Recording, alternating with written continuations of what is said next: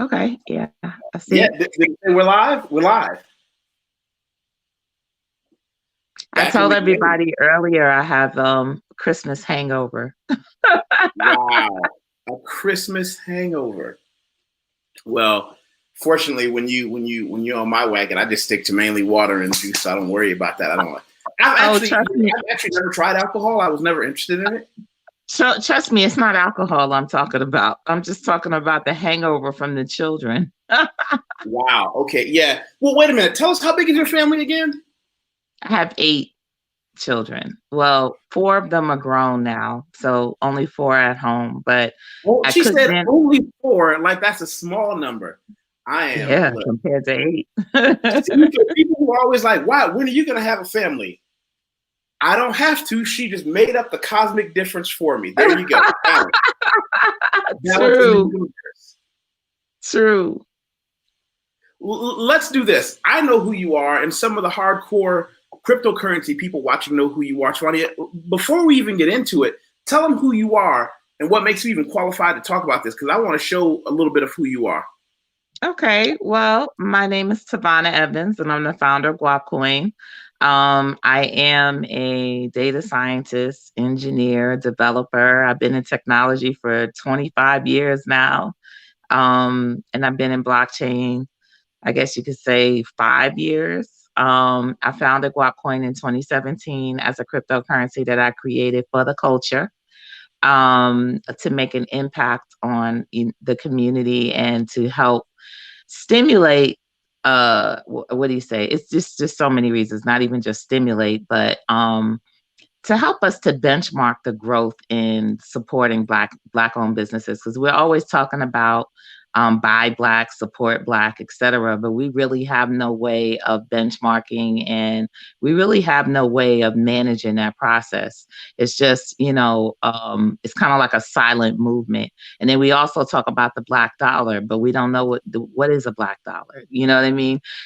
It's representative of the dollars, the regular dollars that we spend, but it's not our dollar per se, and it's definitely not working in our benefit. So before you got into the cryptocurrency space, tell us about what you did in data science. Well, that's what I'm doing now, actually. Before I got into the crypto space, I was a founder again. I founded a platform called Safe to Meet, which is a platform that allows you to determine that someone is safe in less than 5 minutes. So if you're going to meet up with somebody from Craigslist or to make a purchase or whatever, this is like it was like the perfect identity verification solution for just normal people. I found while I was building that out, that I found out that Black women don't get funded. I mean, you think that you can do something when you're a technologist because you have the ability to build it yourself, but then you get to the point where you have to scale to the next level, and that's when you need what? Drum roll, money. So I think for the first time in a long time, I found myself in a situation of need again. And I was like, because when you get in tech and you make a whole bunch of money, you think you don't need any money. You think you're okay. And you think you've escaped you've escaped the plantation, so to speak. But then when you become a founder, and especially a woman of color, you realize that, oh my God, the plantation is everywhere. I just totally fooled myself. But trying to scale, trying to bring the company to the next level, we were unsuccessful with obtaining the funds that we needed. And yet we were, lauded as one of the most exciting new platforms to come out at the time. So, we had a lot of media attention and stuff like that. So it didn't make sense to me. So it drove me back to the point of why we need our own money. We need to be able to fund tech. That's one. We need to be able to invest in our businesses and invest in our community growth. And the last thing is probably one of the most important things too, and that's we need to be able to see the data that is created when we do so. And we need to be able to analyze that data because data is yet another currency. Data is probably the currency of the future. Let me do this. I want to introduce you to Brent Allen. He's a data scientist. Brent is also, and for those who don't know, I run a Patreon group, and Patreon is where I talk about a lot of the things that I say are a lot less fun than anything we do on YouTube. It's where we talk business. It's where we talk advancement. It's where we talk just talking about moving from different countries, talking about money, talking about building our businesses. And I'm not going to go through what all these things are, but I'm going to put the link here in the comment section for everybody that wants to know a little bit more about that. And Brett has been an active member and part of that. And I want to tell you, I vouch for him. Cool. I'm going. Hi, Brett.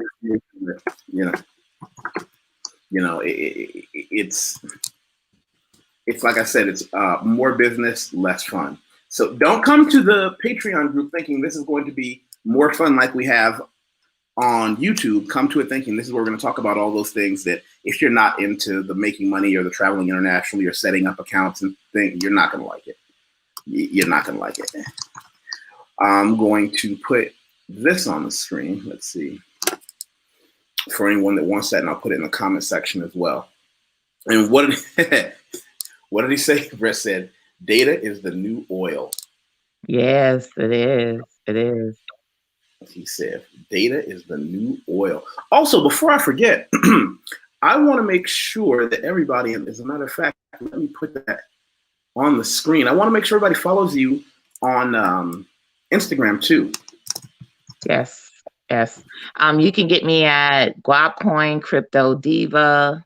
That's a separate one. Crypto Diva, the crypto, but the DEEVA, not DIVA. You can get me on Crypto Diva. You can get me at Guapcoin. And you can get me at Guapcoin pretty much on Twitter as well. You can also get me as Crypto Diva on Twitter as well. So there's Guapcoin as well.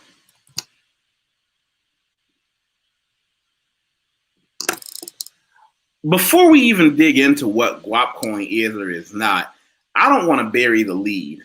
Can we talk about the foolery that's going on with Bitcoin right now? Because I've been in the Bitcoin game for a little over 8 years. And a couple days ago, well, hold on, let me put this on the screen, just so people have a context of what we're talking about. I'm going to put Bitcoin price in Google. Now, I want everyone to just take a minute and bask in this glory. Look at that. Look at that. Isn't that beautiful? Did that make you feel good? It makes me feel good. A couple of days ago, Bitcoin hit 23.8. And I looked back and I said, you know what? Bitcoin has been good to me. I've been in Bitcoin for about 8 years, and I decided to take profits and leave part of my principal. Leave the entire principal. I said, you know what? Pigs get fed, hogs get slaughtered. If Bitcoin takes off to the moon again or crashes, I've already had a good run with it. But I also told myself, what's my next get out number? I said, well, if Bitcoin hits like 25 or 26, maybe I'll get back out again. And it's at 26.2 right now. 26.3 basically. Cryptocurrency is magic, but it's not. And I want you to tell me if you agree or disagree with what I'm about to say. It's a type of investment, but it's not the only investment. I tell people all the time, they want to believe that cryptocurrency is your new savior. It's not. It's part of your investment package. I use that as kind of the wild cowboy part of my investment package. But I also know I'm not looking to be greedy. Let me give you my opinion. I'm looking at where it is right now. I'm thinking about taking my toys and going home. I've had a good run. I've made some money. Oh, hold on. Did she explain use case yet? Not yet. We can get to that one. As old-fashioned as it is, I get an email contact. I'll leave it on my social media accounts. I'll share you two email information as well, so you two can contact each other. Hopefully next year, this time, the three of us might be on talking about some kind of a joint venture. But how do you feel about, can you help me figure out why Bitcoin? Because I got out of a lot of the alternative coins a while ago, and I thought I want to put more in Bitcoin. And then I thought, no, I'll go back to the alternative coins. And then the Bitcoin has just done these amazing things. Let's not talk about what it's doing. What do you think is motivating this right now? Institutional interests are motivating it. I mean, 2021 is the year of, institutional legitimizing Bitcoin. Bitcoin is now a legitimate baby, coming from an illegitimate space for very many years. Now you have all of the institutions geared up to begin to offer Bitcoin as an institutional asset to the public. They've been preparing for this, of course, the last quarter. And then you also have had the entry of the behemoth PayPal, which is also been testing out their beta crypto offerings as well. So you have all of that converging. And then you also have the entry of the new administration. And the new administration is likely to bring about crypto regulation, which is what most institutions were waiting on. They were waiting on regulation and regulatory certainty. Now, here's where we're going to get into. I don't think that, now I'm talking strictly about Bitcoin. I'm not talking about the other cryptocurrencies. I'm not talking about Guapcoin. I don't think anybody who understands Bitcoin believes for even a second that any government's going to be able to regulate Bitcoin. No, I disagree. Okay, because please. It's already happening. It is not most, I guess you could say, most regular people. Where do you get Bitcoin from? Or the average citizen, where is that person going to get Bitcoin from? I guess they're going to get it. Right. They're going to get it from a regulated entity. All of these entities are regulated. They're going to either get it from an exchange, they're going to get it from a wallet that's regulated. And that's the thing. It's you're not getting Bitcoin. It's not necessarily Bitcoin that is being regulated. It is the exchanges, the wallets, etc., that are being regulated. And when you have that situation that these places are being regulated, then that's what in turn regulates Bitcoin. So you're talking about a downstream effect. Brent said, I agree on institutional influence. Also, the more taxes the government taxes, more people want to shield from taxes. But here's the thing. I believe that governments, and to give context, I first started learning about Bitcoin when I lived in Shanghai, China, and my friends were talking about how the Chinese government were trying to stop Bitcoin, and they couldn't. And arguably the second most repressive regime in the world under North Korea said, we can't stop it, because anyone who does even the smallest amount of reading about it will understand you don't need to go to your bank to get Bitcoin. You don't need to go to whatever they offer you. You can just read up online and get it yourself. And there's no, you know what? I just answered my own question, because what do I do? I answered my own question. One of my businesses is I set up cryptocurrency accounts for people that are untraceable. Because right. Yeah, and right. And that's I was going to add to that. I mean, that's fine. Yes, there's OTC. There is, all of that. But when you're talking about America, which is the trend-setting place for a lot of these things, America is such a walled garden that it doesn't have a lot of access to these services. You understand what I'm saying? Now you're international, of course, you're outside of the country. You're going to have access. So, and America leads the way when it comes to regulation. Don't believe what people say if it's anything different. I've been all over the world, and I know that everybody looks to America to set the precedence for regulation. I'm currently the founder of a cryptocurrency exchange as well that I have not launched yet. And I've been in talks of partnership with Binance. And Binance has totally does not want to deal with America right now at this time. And that's because of regulation. You know what I mean? So there are ways to keep at least the majority of people from having that type of access in America to Bitcoin and to crypto and to control that. There's definitely ways. I work with chain analysis. I work with all of these other different platforms and the many platforms that are now growing that are being commissioned by the government to track and trace just normal people. Your average person is not going to be that person that lives outside of the fold and wants to do the untraceable. However, then you have what element is going to want to do the untraceable. That's the element that's boosted Bitcoin prices for a very, very long time. But they are now developing a whole arm of the government that is dedicated to the underground currency and flow of Bitcoin. You understand? So it's not pseudo anonymous as people think. Not at all. There are ways, there are a lot of ways to trace Bitcoin. I'm not talking about other currencies and privacy coins and stuff like that, but Bitcoin is not necessarily the most private coin there is out there right now. It's not at all, actually.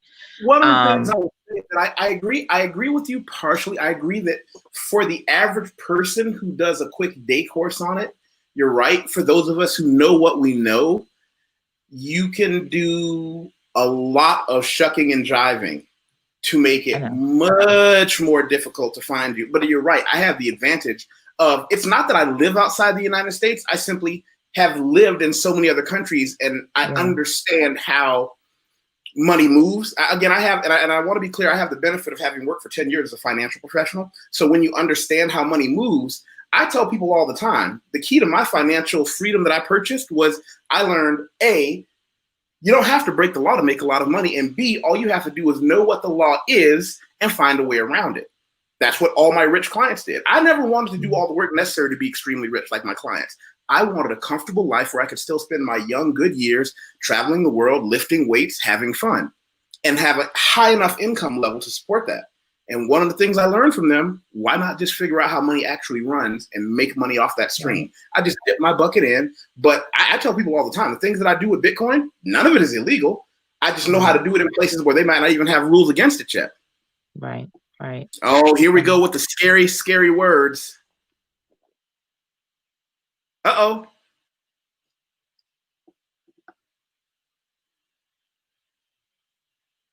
I think she's got to come back. I don't know what happened. So yeah, at 10th. Oh, here she is. Sorry about that. I hit the back button. I was looking at the chat and the comments, and I made a mistake and hit the back button and backed all the way out. But I get it. I lived off of Bitcoin for a year, for an entire year, right? And I had to pay development teams. I had to use a lot of it, like a great deal of, a huge amount of it. And it wasn't easy to get certain amounts of Bitcoin, even for myself. Even me being a person that knows how to circumvent everything, it still wasn't easy, and it was still frustrating. So if you add the level of frustration for some people that are not going to go through all of that, then again, you still cut off a large amount of people. You understand what I'm saying? What people who are just looking to transact. I don't think we're there at that point where people are willing to take that type of, or take on that type of frustration.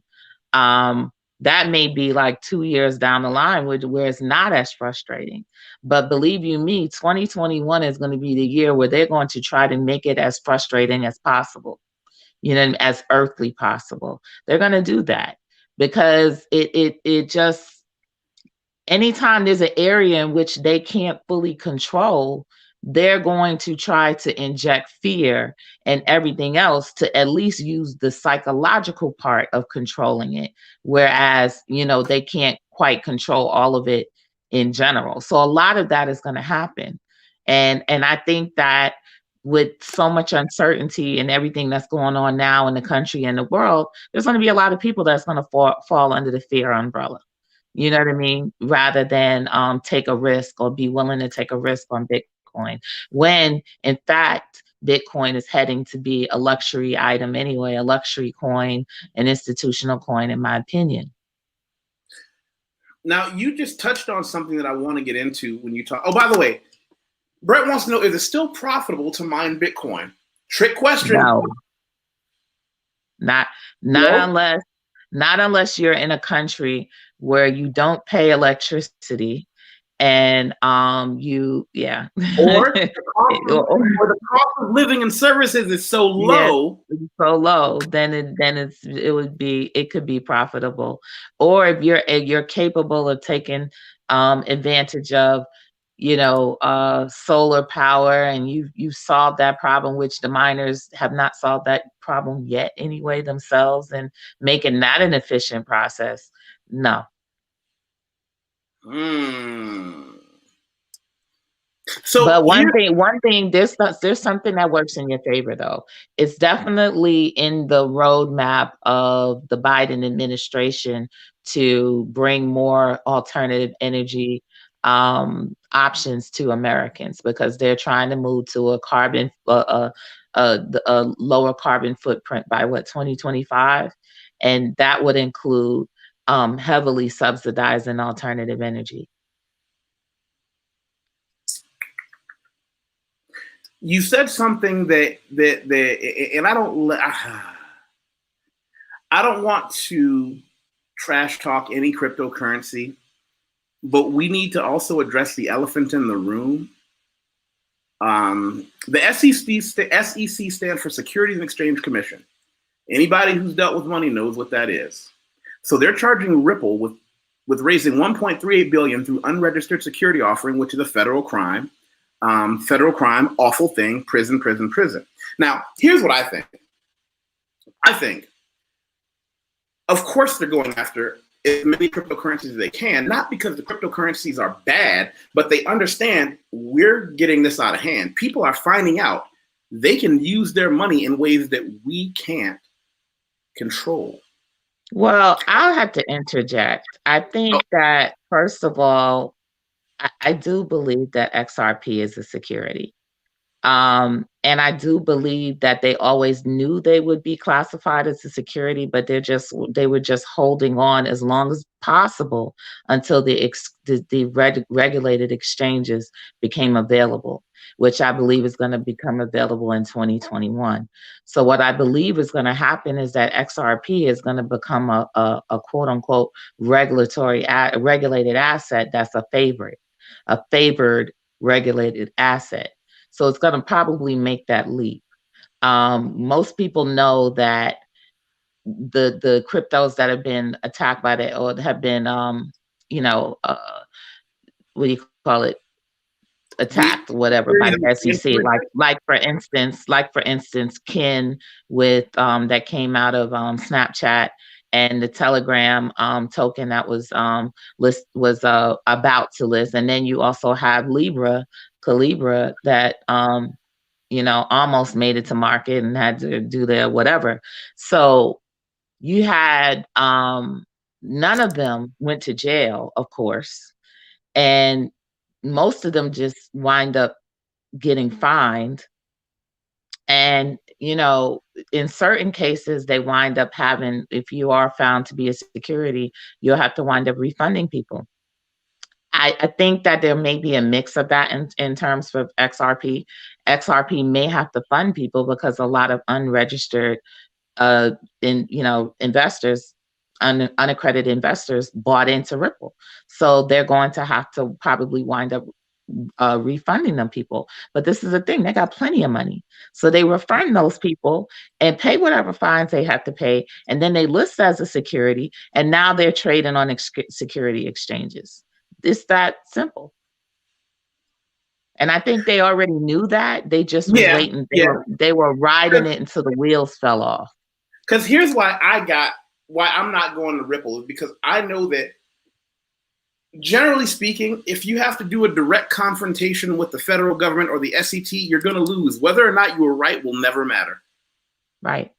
Because one of the things that the federal government has a great habit of doing is making sure that they sue you over and over and over again. Right. Right. But I think in this case, they're justified, because it's an asset that's being held and has an emission schedule that's being, instituted by the largest holders of the asset. You understand what I'm saying? So essentially what you have here is like a bank, you know what I mean? That can issue out this currency when they feel like it. And whenever you can do something like that, it makes it possible for you to manipulate the market. You know what I mean? So I do think that if they're not fully security, they're borderline, they're swimming in security waters. You understand what I'm saying?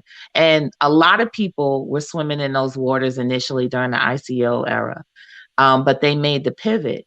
You know, they made the pivot out of that. They put it in their plan that, look, we're gonna have to switch this up, because if we don't, we know where we're headed. And they continue doing, operating in the way they do. Now, I've been approached by people that told me, well, the community can vote them out, or vote to invalidate their holdings and all of this other stuff. And I'm like, okay, well, if they can do it, they better get to doing it now. You know what I mean? No one's doing it. If they could do it, they needed to have been done that. So it's a touchy situation, but they're banking on giving themselves a zero interest loan. You said what? I'm sorry? It's like they're banking on giving themselves a zero interest loan. Yeah. What that means, and how I mean it for the people watching this, if you're doing something illegal and you know you're going to get caught one day, but you're probably going to get caught in a way where they just spank your wallet instead of putting you in prison. You say, listen, we're going to just outrun the feds long enough to make a decent enough profit. So when they do catch us, I can just clutch my pearls and say, I am so sorry. Let me just pay back all these investors with no interest. And the profit that I made, well, we'll just use that for something legitimate later. Bingo. That's the basis for a lot of the antitrust stuff that's going on in the social media world. Same thing. We just get big enough, we make enough money, and when they come and hit us with these antitrust lawsuits, we can just pay our way out of the situation. Or even if we have to scale back, we'll scale back. But we've already made, a lion's share of the money and the relationships that we need to make to continue to move forward in the future. That's the American way. That's what they do. You know what I mean? That's the Silicon Valley method. You know what I mean? So that's why we don't have modern monopolies, even though they really are monopolies. But we don't talk about them as being monopolies like we did back in the the railroad days and the railroad monopolies. Well, here's the thing. I want to be clear. When you work with money long enough, and by the way, Brent said it may be more profitable to run an exchange versus a currency establishment. Possibly. Here's where I look at money. And I tell people that the 10 years I worked in the financial business was the best thing that happened to me. The problem is nothing is free. Have you ever heard the old adage, beware unearned knowledge? Beware unearned wisdom? I earned my wisdom because when you learn how money works, a part of your heart turns cold and dies. Because when you understand how money really works, as opposed to how you're told it works, you get two choices. You can be one of those men who becomes angry and bitter, and I'm going to fight the system. Or you can say, I'm going to take the information I have and make my nest egg and get out. Or stay in. Once I know how cookies are made, I can't unknow that. I can't unknow that at 37 years old, I had enough technical information on how money worked to say, I have no debt, a couple of businesses that I can bring in revenue in, and I understand how to manipulate my money. I'll just get out of the game and use the information I have for the profit of me and people who pay me for that information. You're a better person than I am. Go ahead. But you said the right keyword, the game. You know what I mean? The more you play, the more you get out there and participate in life, the more you realize that life is a game. And that you can either play the game or you can sit on the sideline and observe the game or whatever. You have a place in it. And I'm one of those type of people. Yes, I'm an altruistic kind of person.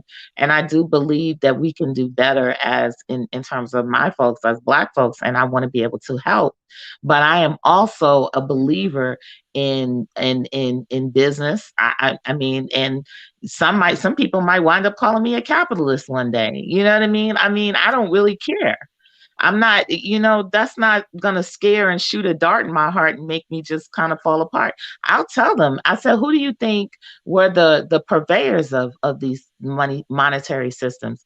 You want to take it all the way back to Africa. We had business in Africa. We had currency in Africa. We had taxes in Africa. We had all of these things existed.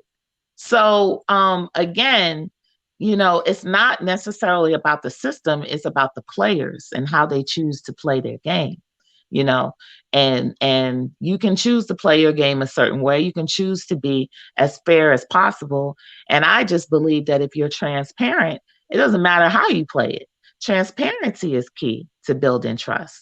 So, that's the key thing. And within blockchain and within cryptocurrency, that's what you get. You get a certain level of transparency that allows us all to play the game and participate fairly, because at least you know what you're up against. But Brother Brent said, or we can change the game. How do you want to respond to that? The game is always changing. That's a part of the game. A game would not be fun if it just stayed the same. Would it be fun? No, it wouldn't be fun. The game is always changing. We're all change makers in the game. But the key is you got to participate. You got to get involved in the game. Like he said, you can't just sit it out and just be like, well, and think something is going to change. You actually have to get in the game. That's why I got into government. That's why I got into corporate. I got in the game. That's the only way I'm going to understand it and be able to make my mark. So here's something else I'll say, Brett. The game is always changing, but the game will never be fair to the poor people. There has never been a game in any society that was fair to the people who had no money, because we simply don't listen to those people. I want to be clear. I understand your sentiments, but the game, capitalism, and we come from the United States of America, regardless of where we live now, the game isn't fair. That's the first lesson that I had to get through my head. The game isn't fair. The game isn't fair. That's like one of the things they teach you as a child. Life isn't fair. That's what they teach you. First thing as a child, coming out in your house, you go outside, you go attempt to play with some kids, and some kid comes along and beats you up, and you come home and your parents tell you that life ain't fair. You got to fight, right?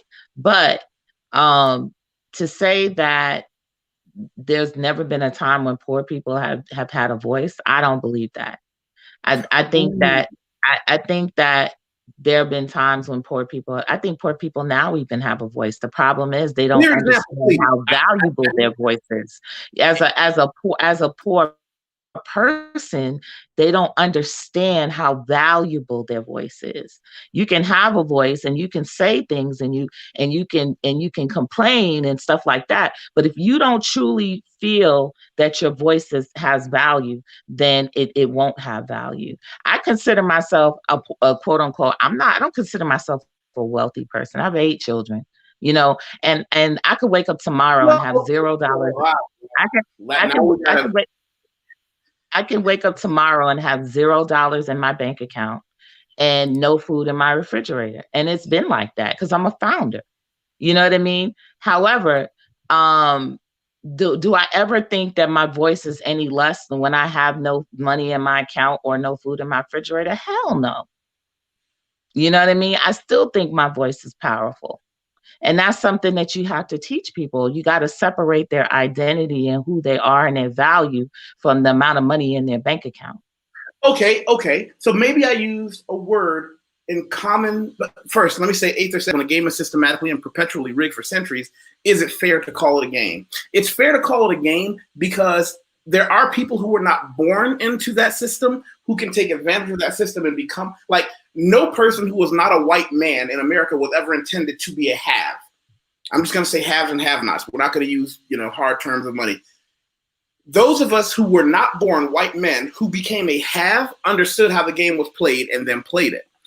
John said something just to get off track for a minute. He says, I'd rather stay invested in a mutual index fund if I want to be adventurous, study and trade Forex and stock options. Great. You have a plan. Most people don't have a plan. Your plan and my plan might be different, but I'm glad you have a plan. So here's where I'm going to go with this. What the world has shown me, and the United States is just a microcosm of the world in general, is as much as we like to believe that everyone's voice matters, when you hear someone's voice and whether or not you take heed to their voice is entirely dependent on how much that voice can affect your world. Now, we can separate having money from having power and influence. There are people who don't have a lot of money, but have a lot of power and influence. Those people are rare, but no one cares about the person for whom their voice may be right, may be proven, but if you don't have anything that can make the world, or your world at least around you, move in your favor, no one listens to you. They just don't. You know, we understand that you believe your voice was important, but until Tavonia Evans became the woman who created Guapcoin, started educating the people, and they looked at you and said, clearly, your ability to understand cryptocurrency and the financial markets set you above your contemporaries. Nobody cared who you were, outside the people who love us. Now your voice carries weight. Nobody cared about YusefWateef until I brought my value to other people and showed, hey, here are the clients that I have that I've brought business to, that I have made money for. You know, nobody cares about who I am as a human being. They may respect me as a human being, but nobody cares. That's why I'll give you an example. Why do you think that, and when I say you, I'm talking to everybody watching. I always show people my LinkedIn, and I tell everybody to add me on LinkedIn because this is where I am professionally. I tell everybody the same thing every show. Don't worry about reading all my the stuff that I do. My biggest thing that I deal with right now is I do expat relocation services. I help people who want to move to Brazil legally, do all the paperwork to get it done. But I say the first thing that they should look at is you go down here. This is why people listen to me. I have a roll of people who, under their professional names, are willing to say, Wateef affects the world around him, and he affected that world in my favor, so pay him and listen to him.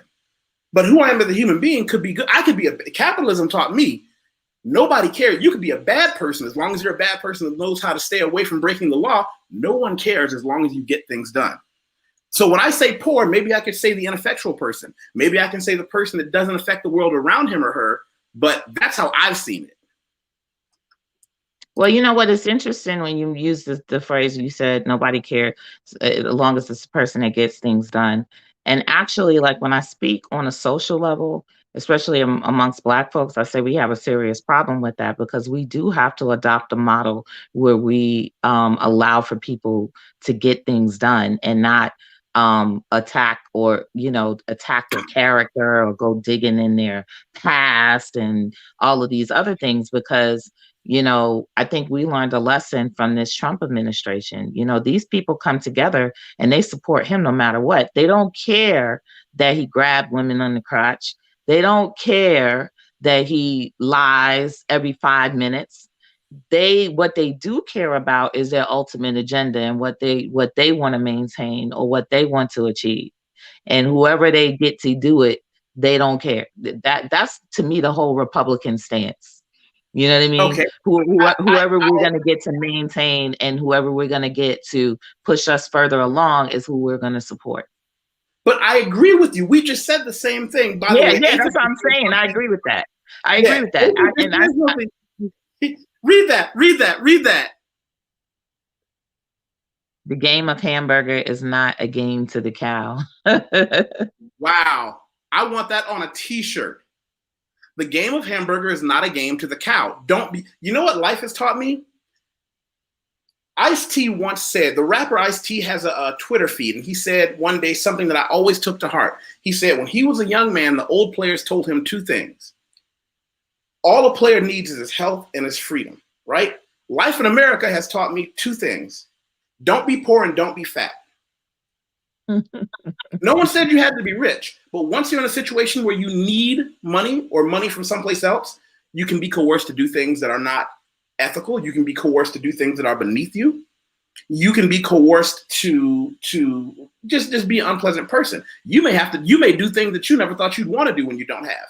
I was taught don't be fat because one of the things you learn in life, let's completely disregard the health aspects of it. People treat you poorly when you're fat. People don't take you as seriously as a man when you're fat. Women argue with you more when you're fat. Men trust you less when you're fat. Nobody has, we don't like to say it, but it's a truth. And unfortunately, just like we talk about money and your ability to change the world around you, I tell everybody I'm one square king in one square kingdom. My ability to immediately affect the world around me, not the world over there, but the world around me, makes me powerful without limit. What did Aether say? He said, our current system requires a bottom cased. That is not a game. That is a formula that allows statistical limits to how many can rise up before they are put down again. Yes. You said something that scared me, and I know some people are going to come for me over this. Crypto Diva Evans. You said we. Who is this we you are talking about? And when did I say we? You said we have to come together to learn our, and I forget the next part of that sentence. Well, a lot of times when I'm referring to we at the moment, I'm talking about Black folks. And the reason that I do that is because I'm a firm believer in your little garden, taking care of your garden before you venture outside of the garden and you have to take care of everything else. So I believe that there are fundamental issues and fundamental problems that reside within us that we have to resolve in order to be effective in dealing with other people outside of our community. So I'm referring to we because the we is in the room. we talking in the room. So when I say we, so pardon me for saying that, I know we's come in all different types of we.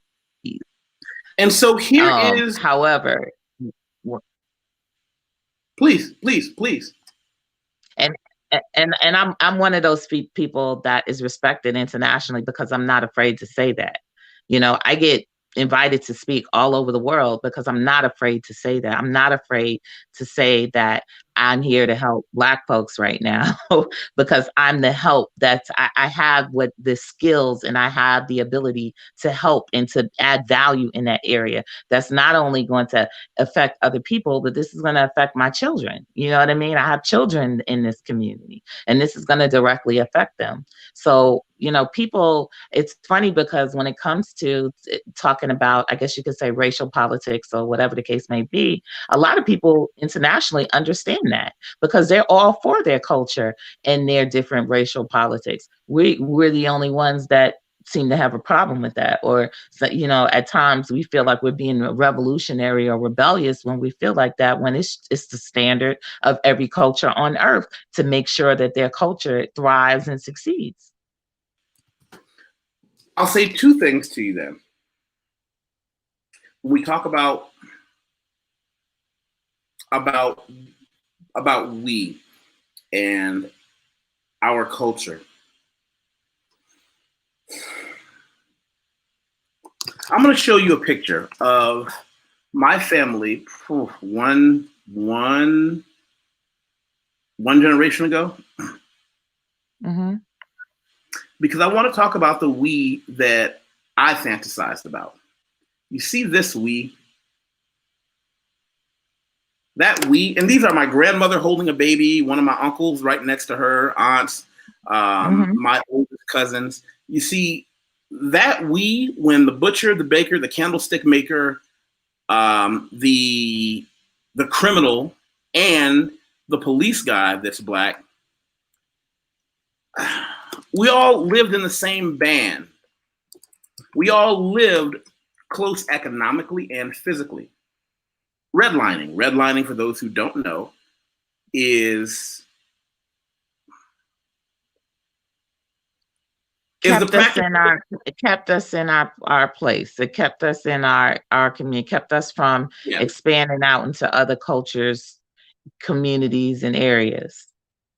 But now here's the thing. Once the redlining kind of went away, once the situation changed, once we were able to go and become this multifaceted tree,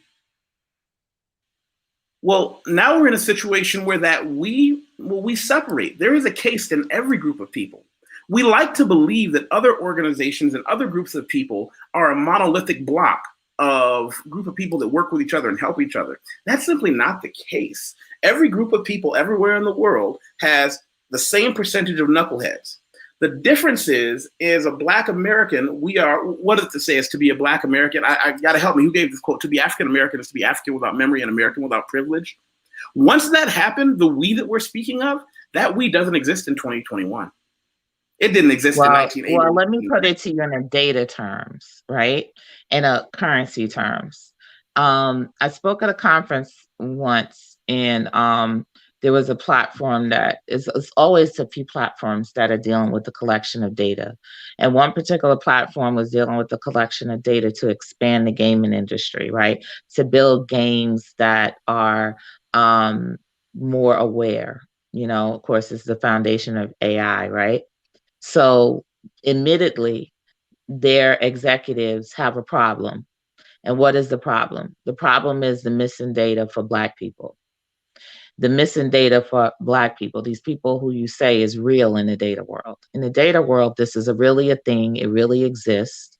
And it's quite literally a black hole, meaning that we haven't stepped up to own that space. And other people have to dictate what that space looks like, and they're not Black. So therefore, it doesn't work. So you have lots of platforms that come out in AI that are not even ready for market because of this part of the piece, this piece of the co-creation process needs to be owned by Black people, right? Because it's only going to be these owners that are going to, number one, gain the trust of other Black people to be able to give up specifics that can be used in data, or it's going to be owned because it benefits us, right? So you have that area, and that's just the area of data. You also have this thing now with reparations, which really is truly a thing. Reparations is a thing. It's something that has been a rising movement that has spawned whole political parties now. You have ADOS, African Descendants of Slavery. You have all different types of organizations that are working out solutions when it comes to that. So whether or not it's a thing in the future, because I think in the future it's not going to be a thing, but we're resolving the past. So since we're resolving the past, it still has a resident effect on the present. You understand what I'm saying? So it's like being able to be two-minded. And you know, a lot of us are two-minded. And what I say by two-minded is we're in a Black world, we're in a white world. You know what I mean? Like, we have no problem with our white friends, our white mates, our white counterparts. We can get along with them, but at the same time, we can work on Black issues. Well, yeah, I can see that. Aether said, while this decentralized cryptocurrency has the ability to liberate on a global scale, centralized cryptocurrency has the ability to enslave on a global scale. And he said something that I was actually going to bring up when we talk about why Black people don't want to give up certain information. Yeah, I want to make a statement on that, decentralized. And go for it. Yeah, on his statement on decentralized and decentralization.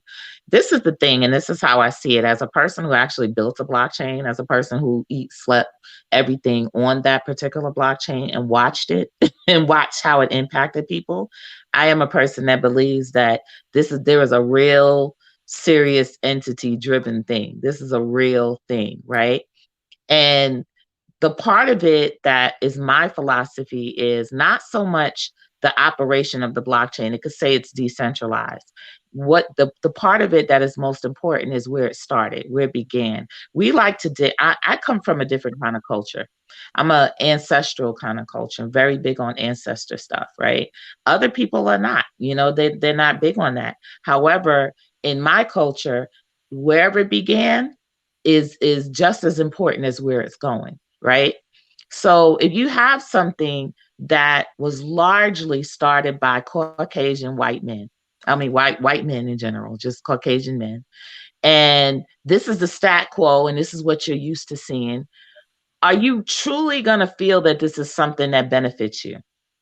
Are you truly going to feel that this is something you're going to throw your weight behind as a Black person?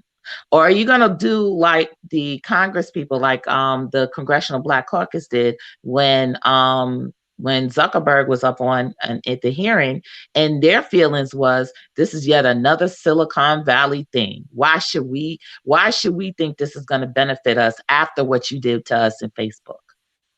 And when they did that, They almost totally discounted the whole species of cryptocurrency. Or even though that wasn't a real cryptocurrency, it was a stable coin, they were willing to almost throw everything out because that's what they believe. They believe that this whole crypto thing is nothing but yet another Silicon Valley oppressive tool. Right? So how do you change that? Well, you change that by creating something that has more of a diverse face, or a face that you can identify with. You understand what I'm saying? So this is the reason why I created Guapcoin. I created Guapcoin because I knew that, number one, Black folks wasn't just going to throw their weight behind something that looked like what they're used to having out there. In number one, they're not going to do that. And number two, they shouldn't. That's why I created Guapcoin. And so does that answer his question? Does that answer Brent's question with the inherent distrust of government and institutions in the Black community? How will the black hole data be filled? Is that the answer to his question? Well, the thing is, this hole is going to be created because when we get more involved, when we get involved in something that we created, we co-create, that's going to open up the door to get involved into a lot of other things, including data. You can't get heavily involved in blockchain and not get involved in data. You understand what I'm saying? So, and what is the incentive? The incentive is money. Money is always an incentive. So now you're incentivized by the fact that we have an opportunity to create a currency that has a store of value, that can make an impact in the community, that we can circulate, that is decentralized, not put out by government banks or federal, the Federal Reserve or anything like that. And it has incentives to do so. And the greatest incentive is almost like the incentive that Obama gave us. And that was, we had our first Black president. Wow, we have a Black president. There's nothing stopping us from becoming president. You know what I mean? So we have a currency. There's nothing stopping us from doing anything. And that's just how Black folks are going to feel. We have to admit, although we may not, quote unquote, or think we don't have a past, we do. We have a genetic past. We have genetic history. We got all of these things that affect us and spur us to act in a certain way now. So it's there, regardless of the fact we don't think it is, it's there. We do things a certain kind of way. And that's just the fact of it, that we do. That's why you have Twitter, but you got Black Twitter. You know what I mean? Literally. And Black Twitter is a powerful voice within Twitter that has literally made changes with their voice. So it's there, and we have to acknowledge it. Mufasa said there is no face on Bitcoin. That can be technically no, but let me tell you something. I was invited in 2017. I was invited to the CoinDesk Gala for all of the top creators. These are the people who created most of the cryptocurrencies. These are the people who raised millions and millions of dollars in ICOs. And I was the only Black woman there. And I was one out of the 3 Black people there of 700 people, right? So what that means is, data-wise, statistically, when you go out amongst these cryptocurrencies, the people that you're going to see on the boards are not going to look like you. The people that you're going to see in the historical references to these, whether or not they were the creator, whether or not they created Bitcoin, you got 3 people fighting, say, we use Satoshi and blah, blah, blah. There's faces out there. There's enough energy out there to know that it leans to the side of being a Caucasian male. So let's do this. Then Mufasa asked 2 questions, and I'm going to give them to you at the same time. First thing he said, if it's decentralized, how is it our, quote unquote, currency? But now he also said, I just want to know what the coin does and how does it work.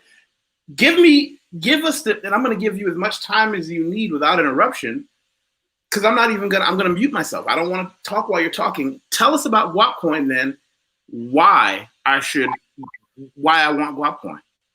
First of all, when it comes to decentralization, every single project starts centralized.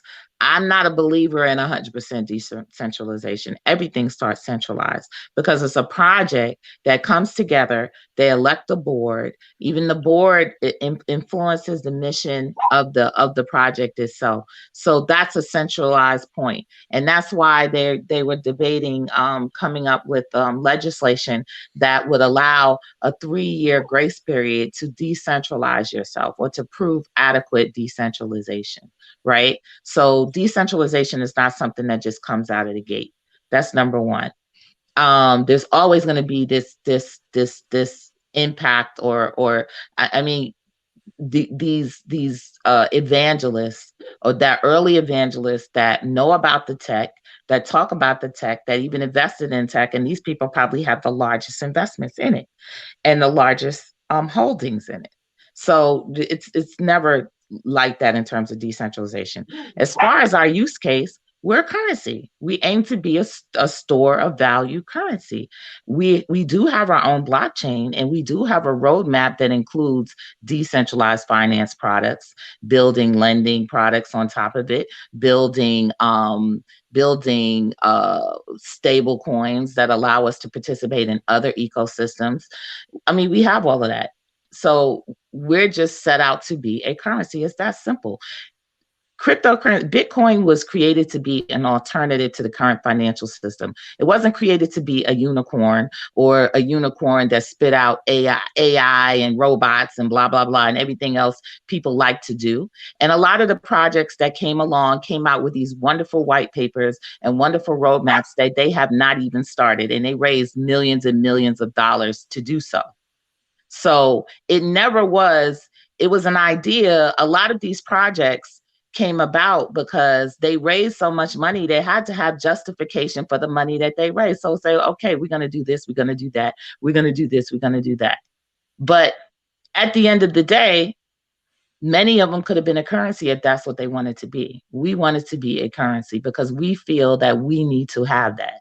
We feel that we're always talking about the black dollar. That's the biggest thing, the biggest topic talked about in the community. Why not make one? Why not create one? And what is the purpose of being able to create one? Well, I'm not as much a believer in buying black as I am in spending black. And I talk about spending black. Spending black means that if you choose to, if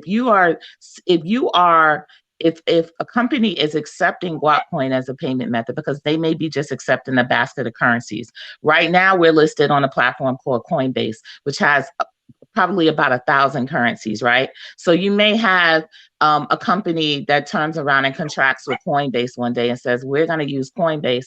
So that's going to open them up to be able to accept any type of currency that they want, right? So if I'm a group of people, if I'm a black person that is like all for black economics or whatever the case may be, and I want to speak with my voice, speak what I'm aligned with, I'll use Guapcoin.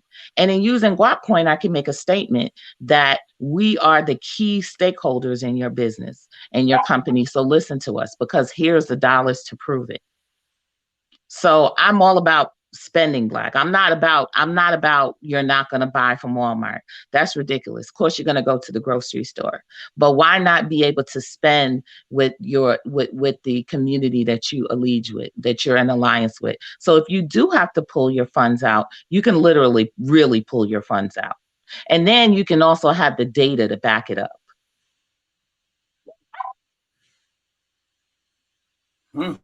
I think that's a clear answer. Let me do this then. I know that, hold on, let me share everybody.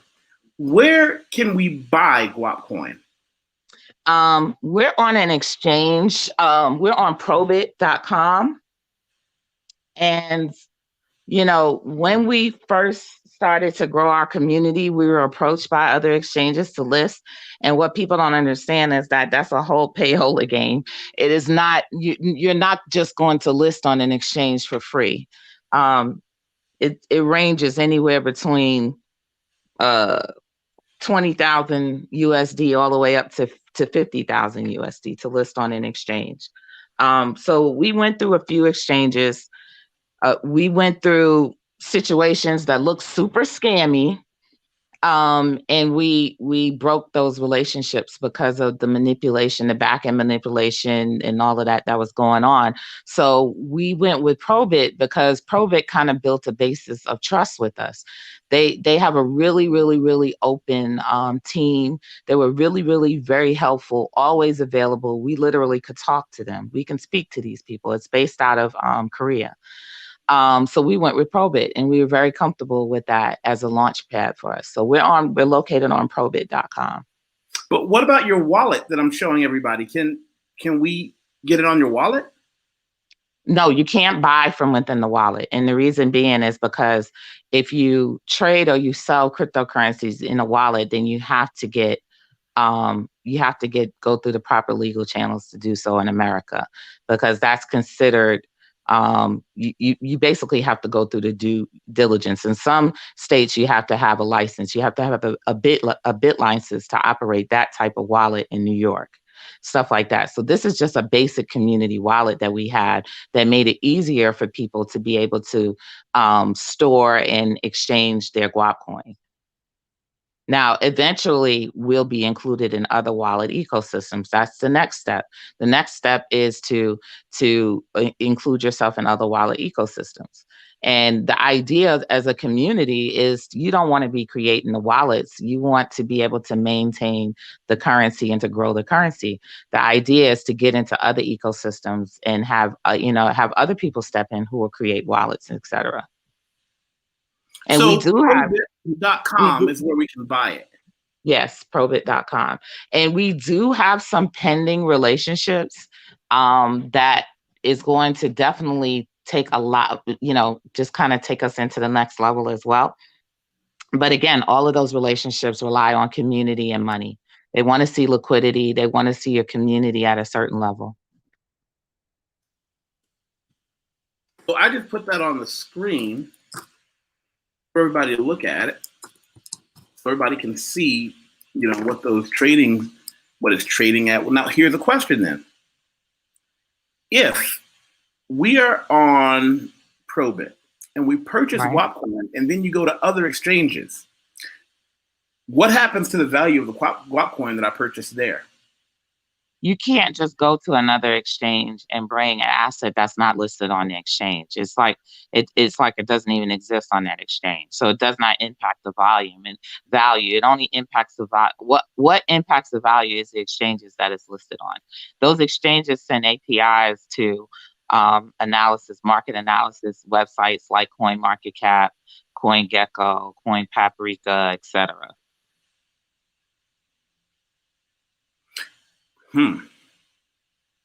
When do you get on any of the exchanges with names that we'll recognize? When we have the proper liquidity and the amount of trading, which points to the size of your community. In some cases, when you're able to pay that. We can't see you. You went all one eye on us. Did you vanish on us? I'm so sorry. My phone was about to die, so I had to. Oh, you know what? Listen. If your phone is about to die. No. I'm plugged up. That's what I'm saying. I just had to plug up. We've been doing this for about an hour. Let's do this. Let's call it a night. I want to say thank you for every piece of information that you brought with us. I have some other people involved in the crypto space. We need to do a roundtable. We need to do a roundtable about this. And I'm hoping that some of the people here find you there.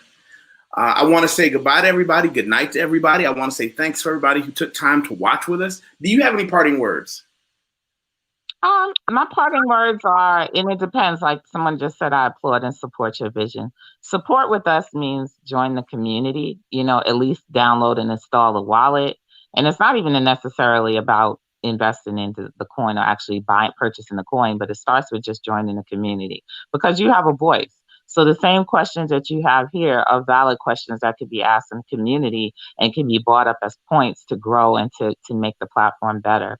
So I urge people, when you go to guapcoin.org, you can scroll down to the bottom and click on the Telegram link. You can join the Telegram. You can join the Facebook group. You can join these different places and add your expertise to the conversation. We welcome anybody. And honestly, although we are Black centered, we definitely understand that this is going to grow amongst other communities, and we have white investors. We have white people that are holding Guapcoin. I mean, that's just a matter of it. But so it's not like we're saying that this is something that we don't want out there. This is something that we have to draw our folks in and educate them and grow our community in this space so we're not left out. So that's where we're beginning and we're starting. And like I tell everybody, I'm bullish about Black people. I believe our social currency is one of the most valuable currencies on this earth. So it's just a matter of time before we use that social currency to enrich our communities. That's awesome. Well, listen, this is what I'm going to do. I'm going to click end broadcast. You stick around. We're going to say goodbye to the general public, and we'll chat for